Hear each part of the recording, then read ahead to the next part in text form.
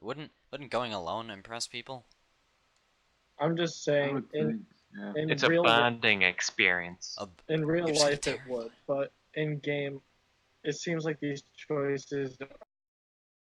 Yeah, but he said with 5 girls, and it's like there's only 4 here. Yeah, that's why I'm saying, because Miku is the only one we can't go with. So for all I know, going alone is the Miku choice.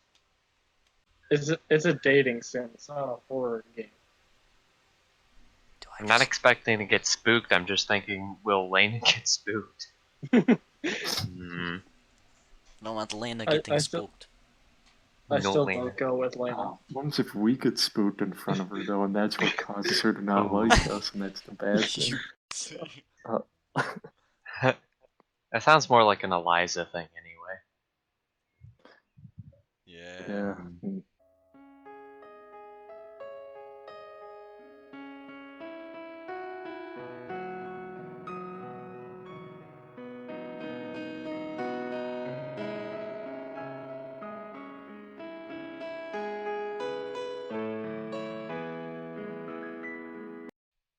That's,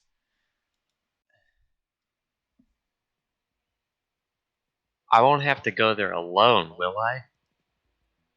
Olga Dmitrievna thought for a moment. You may be right. We'll go together tomorrow. For the last few minutes, I'd noticed that Lena had a strange look on her face, as if she wanted to say something but didn't dare to. The pioneers started to disperse, as if they had forgotten about Eliza and the explosion. Even our leader seemed to come down and didn't react when the wannabe terrorists left the square, hiding behind Eliana. We should go too. Yes.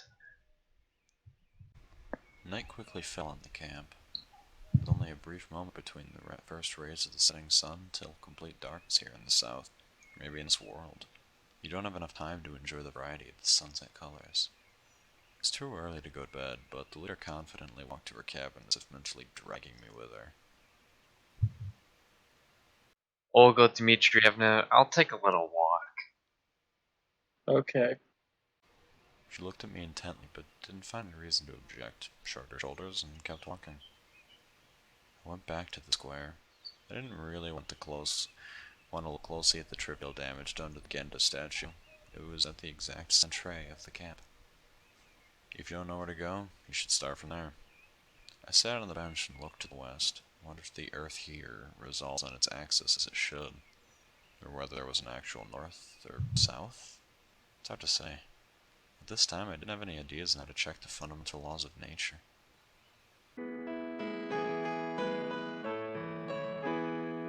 Hi. Lena appeared to me as if from nowhere. Hi. Can't sleep. She looked at me in surprise. Well, yes, it is still early. May I sit? Yeah, sure, sit down. I moved over a little. Saying a little was in fact an understatement. I actually shifted myself to the end of the bench. Thanks. Lena sat and looked at the sky as if she'd forgotten about me. It's sad What's sad? that Shirik disappeared. Yeah, things aren't looking too good. She was as calm as usual, keeping silent most of the time. She blushed and felt embarrassed only when she had to speak or do something. That same silence, which could have been as awkward. Oh, I'm even screwing up here. By many people, including myself, was quite natural for her. I could hardly imagine Lena making an effort to carefully choose the right words to start a conversation or make good remarks, trying not to look stupid, or alternatively trying not to look as rude as Eliza. I just wasn't able to compare her to anyone. She was just content with being herself. Does that mean that my attempts to start a conversation with her could be seen as rude? That the expression become friends could be interpreted as an intrusion into her private life? Something attracted me to the girl. Maybe it was her mysteriousness, and she certainly wasn't lacking in appearance or feminine charms. I didn't have an answer for that. That's why I still hadn't been openly accused of being annoying. I'm sure he'll be found. How can you escape from a submarine? Lena didn't seem to appreciate the joke. This camp must seem like a large submarine to me only. I hope so. Tomorrow, Olga Dmitrievna will call the police. They'll find him for sure. And what if during the night, She looks so sad. Her expression grew sad. What if something happens to him? Alone, at night, in the forest? Anything could happen. he must be lonely? Yes, lonely is the emotion he is probably feeling. She looks sad. Her expression grew sad. No one forced him to go there. We don't know that. What if he just got lost? He shouldn't go walking in the forest alone. You don't have any pity for him at all? Shurik may be sitting there all alone. Of course I pity him. I felt ashamed. In any case, Lena was right. A person was missing. Anything could happen during the night. We aren't seriously going to search for him now, are we? She didn't reply, still looking somewhere far away, where the last rays of the sun shined over the tops of the old trees, as if trying to leave a bit of its warmth with the people. Do you really think that roaming around the forest in the dark is a good idea? Probably not. For some reason, I was sure that was exactly what she thought. Recently, I seem to be starting to understand Lena, even without words, more often. She seemed to be influencing me psychologically, making me agree with her. Lena's silence was more informative than any chat or attempts at persuasion. They look for him during the day already. Everywhere? She stopped watching the sunset and looked at me. I don't know. I think everywhere. What about the old camp? For the first time, her words sounded self-assured and not vague or indifferent. Where is it? I have no idea. Ezreal told us. Well, if you trust him. I grinned stupidly, but Lena kept looking at me seriously. Sure, if it's not too far. So, you do want to go? Of course I don't. I mean, we can, if it's just there and back quickly. Okay. Lena smiled and gave me a flashlight, which appeared from nowhere. Yes, that'll be useful. So, if we picked anything, like anybody, this same situation probably would have happened. Yeah. Possibly. It's kind of weird how, like, we picked something, and then we didn't actually say it, and it just ended up happening anyway.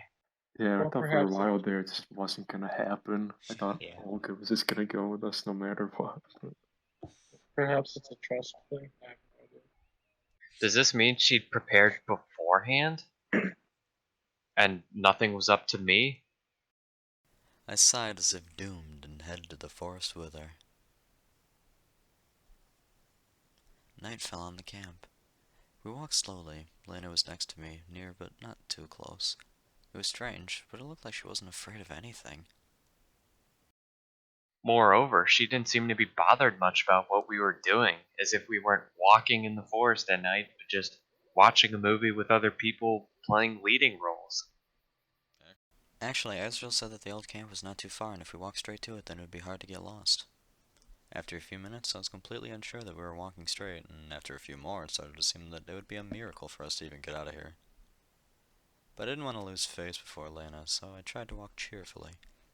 The forest was full of silent, flickering shadows and gleaming moonbeams. The grass quietly rustled under our feet, and the branches rustled over our heads. Old oaks stood next to young birches. Large mushrooms emerged from under the latter, as if taking off their large hats in salute. On any other day, or rather at any other time of the day, it would have looked really beautiful. It may be safe at night too, but nevertheless I shuddered at each gust of wind. Look, Lena pointed forward. I rolled my eyes and saw a gap between the trees. In a minute we were in a rather large clearing. In the middle of it stood a building which looked like a large village or kindergarten.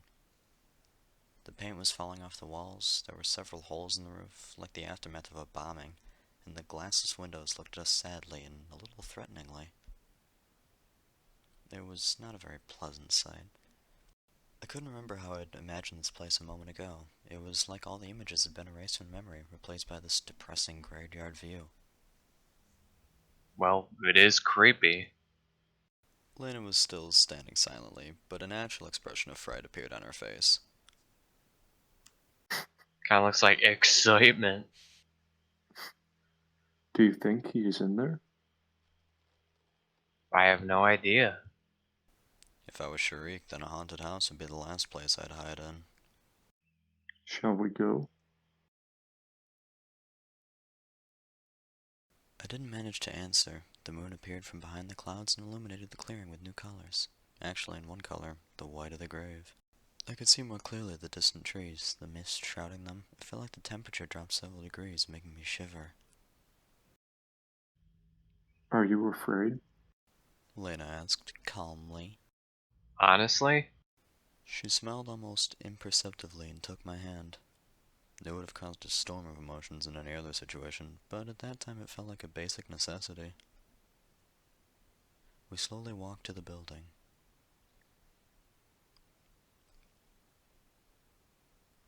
Walking through the playground, I pushed a merry-go-round, causing it to creak nastily as it made half a turn. Lena shivered and grasped my hand tighter. sorry, I probably just remembered my childhood. What opportune time to. Did you like merry-go-rounds? Yes, actually. I don't know, I don't remember. Probably. All children like them. I didn't like them. Why? I got dizzy when I rode them. No wonder if you spin too fast. I liked swings more. Well, you could get dizzy on a swing as well. But why would you? I don't know. That conversation had distracted me a little, and I stopped worrying myself about everything. About Sharik, about our night trip, about Lena. After all, this world is not so alien. Finally, we reached the doors. The inside of the old camp building reminded me of a kindergarten, the one I attended in my childhood. At first glance, even the room arrangement was the same. Sharik. Sharik, Grave-like silence replied to us. Even the wind outside had calmed down. Looks like nobody's here. we should check anyway. Lena's courage still didn't cease to surprise me. Or should I say her lack of normal self-preservation instincts didn't. I don't know if this behavior is strange for this girl or not. Okay, let's do it. We thoroughly examined all the rooms of the old camp. I even inspected the attic. There were signs that people had visited this place everywhere. Newspapers, empty bottles, and other garbage, but there was no sign of Sharik. We returned to the hall where we had started our search. What should we do next? I have no idea. Lena sat on the steps and stared at her feet. I think we should go back. I began carefully. It's late, and can just the two of us really search the entire forest for him? You may be right. She looked sad, and her expression let me know that the search wasn't over yet. Well, I am. I waved my hands in resignation and sat next to her. We should think about the worst outcome. Are you saying What is that? No, but are there any wild animals around? I doubt it? Lena calmed down at once. He may be sleeping somewhere. He'll wake up and in the morning return to camp. Yes, of course. I jumped to my feet and started to walk in circles around the hall. I really wanted to leave this place to get out from the forest, but it was as if Lena's behavior was keeping me here. I wanted to go on trying to persuade her, but then I noticed something on the floor. It was a trap door. There were little heaps of garbage and dust around it. It must have been opened recently. Look, Do you think Sharik is there? Lena squatted carefully, pulled on the hatch's handle. it may not be Sharik, but someone surely used it recently. I had already regretted finding that damn gate to hell. Let's check it out. The trapdoor wasn't very heavy, so you could open it without much effort. I directed the flashlight into it and saw a ladder going down a couple of metres. Looks like a cellar. Let's go down. I looked at Lena for a few moments, trying to understand what was on her mind. Did she have a craving for adventure like Ilyana? So where's her youthful spirit then? Or maybe she was what? Or maybe she just went a bit nuts. Lena didn't seem like a crazy person. But anyway, who even said she really is a human and you can evaluate her with human behavioral logic? That thought should have scared me, but somehow I didn't pay it any attention among the millions of other thoughts. Some of them were more important. For example, what could be down there? I climbed down and looked around. Everything's okay. After I made sure that there was nothing to be afraid of, I called Lena. We stood in a long corridor, which certainly wasn't a cellar. Its architecture more resembled a KGB entrance or a subway maintenance tunnel. I don't know which would be better. Probably the maintenance tunnel and not a dungeon owned by the KGB. Hey, shut up, idiot. It's just a KGB. Right, Putin? Love your country. Of course. There were countless wires along the walls, fastened by metal hooks every half a metre. There were lamps under the ceiling, covered by rusted shades. Crumbling concrete crushed under our feet unpleasantly. Shall we go? Lena, without any emotion. Where to? There? Well, yes. What if Sharik is there? What would he be doing there? In any case, I wasn't really able to refuse her today, so we forgot about our fear and headed into the darkness. Lena walked next to me, holding my hand. Oh, ooh, how adorable. There's just like, it looks like his eyes were closed or something, but he has no eyelashes or eyebrows. That's kind of worse. He looks really weird like that. It was that explosion, like it burned all of his eyebrows or something. I hate I that don't you know. pointed that out to me, because he looks so weird now to me. I Also, mean, Lena's Lena just to me saying. looks like she has blue hair. I said it It's like, first. I mean, I'm with you on my side. The silence of the dungeon was interrupted only by the sound of our steps and water dripping from the ceiling. We moved forward slowly, maybe too slowly. I suddenly felt a surge of claustrophobia. I gritted my teeth and squeezed the torch, but loosened my grip at once, fearful of breaking our only source of light. Lena kept silent. Her silence seemed louder than any words. I started to fear. say something. Door. What? There's a door. She pointed forward. We came to a massive metal door with a biohazard sign. Looks like a bomb shelter. Yes, I've heard something about it. Why is it here? I have no idea. Maybe because of the Cuban Missile Crisis. Cuban? I've never heard of Cuba. Thanks for the history lesson, game.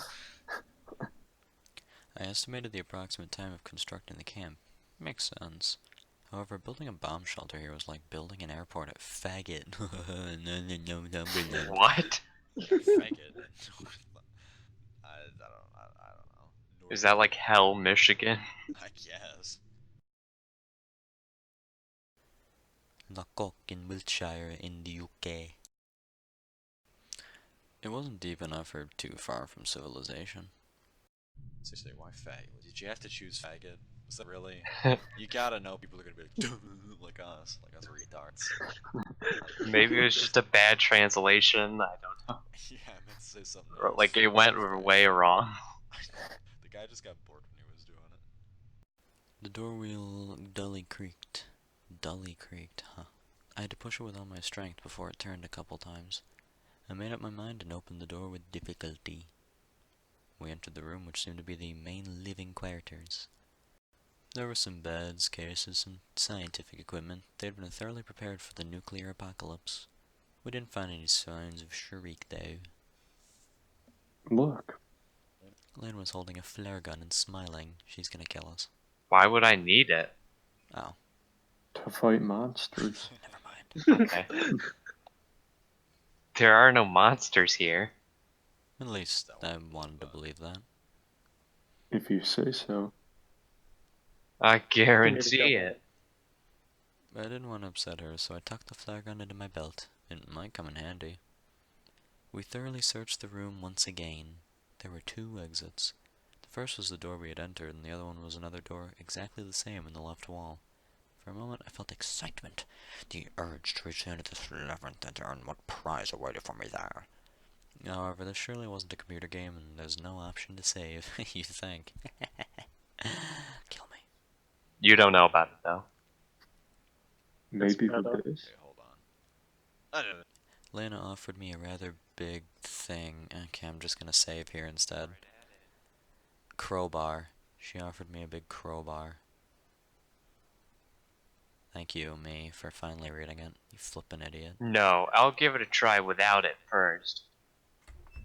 However, the door didn't want to budge. It only creaked nastily, and the door wheel didn't turn a millimetre.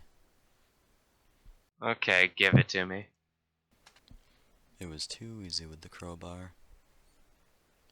In the end, the obstacle collapsed, hitting the floor loudly. The hinges were rusted completely through. I pointed the flashlight to the passageway. There was a corridor just like the one we had come here through. Let's go. It was like Lena was constantly driving me on. Where are you rushing to? Me? I'm not. She blushed in confusion. Again, what should I make of her? First, she doesn't fear a thing, then she gets lost after a word. You look like you don't fear anything. I don't know. What should I fear? You will protect me anyway. Oh, will? She added briefly, barely audibly.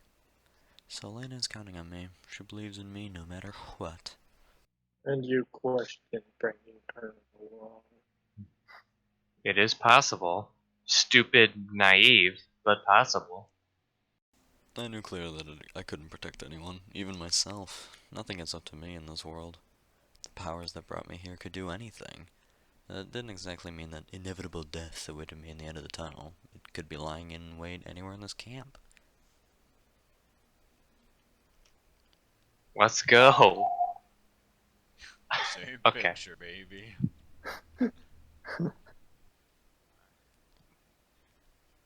I tried to walk faster, but Leia seemed to not be bothered by that, and she easily kept the pace with me. This corridor was exactly the same as the previous one, and so is the picture, in every last detail. There was nothing shocking about it, but at some point I got the feeling that we were walking in circles. The flashlight in my hand started to tremble visibly. The spot of light jumped all over the walls and the floor, and suddenly it lit up, and I lit up a rather big hole. The hole wasn't too deep, and down below we could see rails. What's down there? Looks like a mine. Shall we have a look?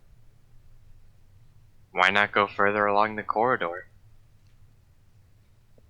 I don't know. I think we should go down there. I estimated the height. It would be possible to pull ourselves out. Okay, let's check it out. Can I have a little sidebar for a second? Sidebar. Okay.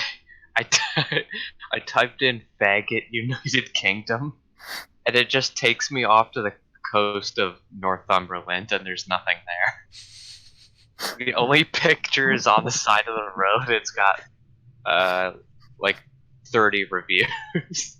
Yeah. Can I have a second sidebar? Yes. I think your mic's been quiet, and like it's doing the like deep voice thing the whole time. You serious? Yeah. Yeah. I couldn't really find a good place to talk about it because it didn't feel like editing right in the middle. What do I say? I only noticed it like 10 minutes ago. I was like, I'm really.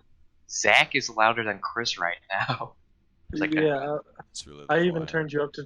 I turned you up to 200%, and Henry's still louder than Fudge. you. One sec. How am I? Still wait, too. just do some talking. Let me hear it. I jumped down the hole and helped Nope, Larry same. down. Yeah, it's the Flip. same. Wait, do all Yana's voice. No!